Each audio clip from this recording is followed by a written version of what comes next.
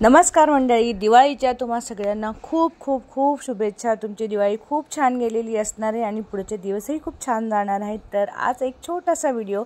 तर आमची दिवाळी सुरू झाली तर आदल्या रात्रीपासून, कारण की सगळी तयारी तर होतेच, तर आपली स्वतःची सुद्धा तयारी करायची असते। त्यामुळे आम्ही तिघींनी मिळून मेहंदी लावली एकमेकींना, थोडी थोडी थोडी करत लावलीच आम्ही कशी तरी करून। त्यानंतर हे होती दिवाळीची सुरुवात। तर छान असं अभ्यंग स्नान होतं, त्यानंतर छान फराळ होतो आणि विदर्भाकडे म्हणाल ना तर शेवळ्या खाल्ल्या जातात, दुधाच्या शेवळ्या। तर मी त्याही बॉईल करून घेतलेल्या होत्या आणि छान प्रकारे आमचा नाश्ता झालेला होता। त्यानंतर सगळं झाल्यानंतर म्हटलं चला पूजेची मांडणी करून ठेवावी। आणि आता मुलं सोबतीला आहेत तर मुलंही आपल्या मदतीला येतातच। आणि गार्गी बघा ही छान अशी रांगोळी शिकते, तर 1 2 1 2 करत तिचं चाललेलं होतं। आणि मी घरामध्ये छान अशी छोटीशी फुलांची रांगोळी काढलेली होती। खूप जास्त आपण काढू शकत नाही, कारण की मुलं सतत इकडे तिकडे फिरत असतात, त्यामुळे खूप हे होतं, सगळी घाण होऊन जाते। फुलं इकडे तिकडे फेकून देणार। आता तरी काढू शकते, कारण गार्गी थोडी मोठी झाली, तिला समजते। आजच्या आधी मी नव्हती काढत। त्यानंतर आम्ही परत संध्याकाळी आलो त्या आमच्या रांगोळ्या काढण्यासाठी, तिघींनी मिळून रांगोळ्या काढल्या। आणि आज या दोघींनी छोट्या छोट्या काढल्या, त्यामुळे माझी रांगोळी जरा लेटच झाली। त्यामुळे मला ती दुसरी मदत करायला आली होती की म्हणजे चल कविता तुझंही पटकन होईल, कारण परत आपलं स्वयंपाकघर आपलं वाट बघतच असतं त्यासाठी। तर हिने मला छान अशी मदत केली आणि माझी रांगोळी कंप्लीट करण्यात म्हणजे फटाफट झाली माझी रांगोळी। खूप जास्त मोठ्या मोठ्या नाहीच काढू शकत, पण जेवढी जमते, जेवढी आपल्याला येते तेवढा आपण प्रयत्न नक्कीच करतो। आणि आजची वेल खूप सुंदर झाली होती, जी दारावरची, ती मला जास्त आवडली रांगोळीपेक्षा पण। आणि ह्या आमच्या सगळ्या फ्लोअरवर जी असते ती, आणि हिने तर मस्त फुलांची रांगोळी, ती पटकन होते, तर छान काढलेली होती।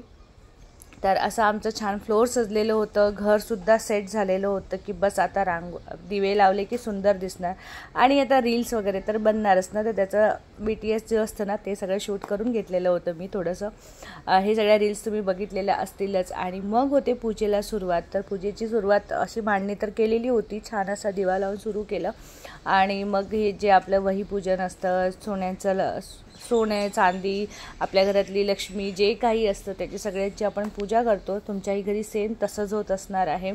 मलाही जास्त एवढं माहीत नाही आहे, पण हां, जसं आपण वर्षानुवर्ष करत आलो आहे, आईबाबांना बघत आलो आहे, सासू सासऱ्यांना बघत आलो आहे, त्या हिशोबाने आपण पूजा मांडत असतो। तर आता मुलांसाठी मला तर खूप वाटतं की मुलांनी हीच करावी, कारण की घरातले तर इंटरेस्ट घेत नसते। तर माझ्या घरी मिस्टरांना तितकासा इंटरेस्ट नाही पूजेमध्ये, पण मला असं वाटतं की मुलांनी तरी शिकलं पाहिजे। त्यामुळे मी मुलांना सगळ्या गोष्टीत पुढे करते की तू कर तू कर तू कर, असं माझा नेहमी अट्टहास असतो। तर हा आहे माझा प्रयत्न की त्या हिशोबाने मुलांना वाटतं की नाही हे केलं पाहिजे, हे काहीतरी छान आहे। म्हणून मला नेहमी वाटत असते की पूजा जर अशी काही घरामध्ये मांडली असेल तर ती त्या मुलांनीच करावी। याच्या आधीची पूर्ण पूजा जी होती ती वेदांतने केली होती। तुम्हाला माझ्या देवांचे फोटो बघत दिसतच असेल, त्यांचे फेसच दिसत नाही आहे, इतकं कुंकू त्याने लावलेलं होतं। तर ते अंदाज नाही की पाणी किती असावं किंवा काहीतरी गोंधळ होतोच, पण ठीक आहे, त्यासाठी थोडीशी कचकचसुद्धा होते। पण आता काय करणार, शिकवायचं आहे म्हटलं थोडा तर चुका होणारच ना।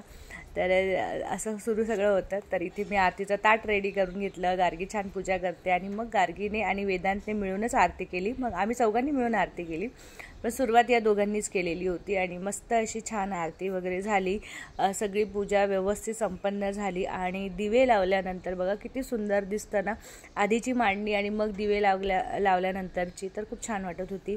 आणि तुम्हाला हे झेंडूचे फुलं आणि 3 पानं दिसत नाही, हे मी यूट्यूबवर बघून स्टॅपल वगैरे करून असं छान केलेलं होतं।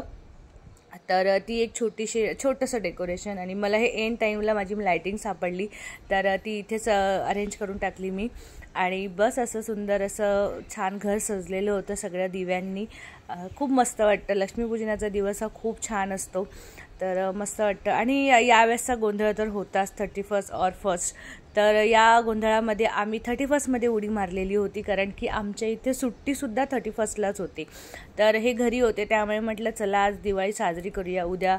आणि ज्यावेळेस आपण म्हणतो ना की तुम्ही जरा ऑफिसमधून लवकर या, तर त्यावेळी नेमकं काहीतरी होतं आणि माणूस लवकर येत नाही, त्यामुळे मी हा विचार करून 31stला दिवाळी साजरी केलेली होती।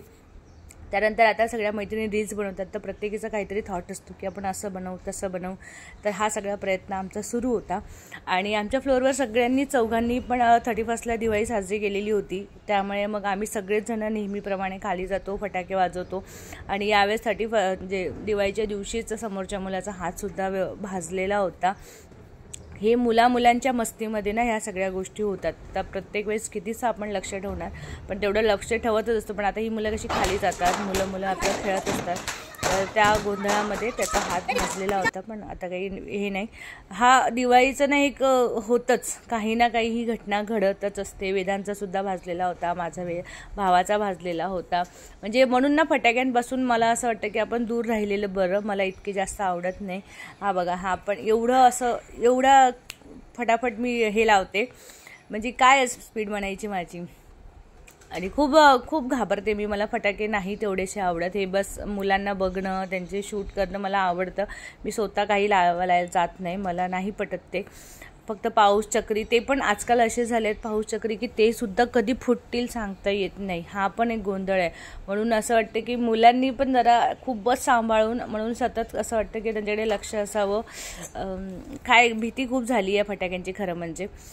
पण हो, आवाज आणि सगळे मजा येते. दिवाळी तशीच वाटते ना. असं नुसते जर फटाकेच नसेल तर दिवाळीसारखे वाटणार सुद्धा नाही. पण मजा येते. काही असतात गोंधळ, ठीक आहे. आता प्रत्येक त्याच्यामध्ये काही ना काही असतं. माझा परत एक रील काढण्याचा प्रयत्न, आणि तो सक्सेसफुली झालेला होता. आणि छान अशा रील्स आलेल्या होत्या, मी तुमच्यासोबत शेअरसुद्धा केलेली आहे. आणि मग येते ती फटाक्याने. हे होतं माझं घर, 2nd फ्लोअरवरचं. हे दोन्हीच्या खिडक्यात त्या माझ्या आहेत, आणि शेजारचं सुद्धा. तर असं मस्त घर लायटिंगने सजलेलं असतं. आणि मग खाणं पिणं, पूजा आणि फटाके, छान नवीन कपडे, सगळे सुंदर सुंदर छान दिसत असतात. तर दिवाळीची ही मजा आहेच.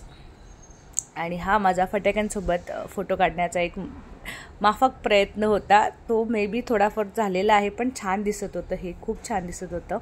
हे कोणीतरी खूप जास्त मोठे शॉट लावलेले होते आणि कंटिन्यू चालत होतं. जवळजवळ 2 ते 3 मिनटं कंटिन्यू फुटत होते, कदाचित त्याच्याही पेक्षा जास्त. पण दिसायला छान दिसतं, पण आवाज पण खूप होतो आणि प्रदूषणसुद्धा तितकंच जास्त होतं. बट आता काय करणार. ओके. नंतर आम्ही घरी आलो 9:30-10 वाजता कदाचित आम्ही घरी आलो. तोपर्यंत दिवे विझले होते देवाजवळचे. आणि हे यावेळेस मी पाण्याचे दिवे मागवलेले होते, आणि खरंच चांगले आहेत ते, आणि छान दिसतात. तर मला तरी खूप आवडलेत. आणि अशा प्रकारे आमची छान ही दुसऱ्या दिवशीचं आहे. मग दुसरी अशी छोटीशी रांगोळी काढली. हे सजवलेलं होतं मी हुबाहूब रूल काय म्हणतात त्याला, ते असतं ना, त्याला सगळं गुंडाळून लायटिंग लावलेली होती. आणि ही आमची एक छोटीशी फॅमिली आता छान अशी.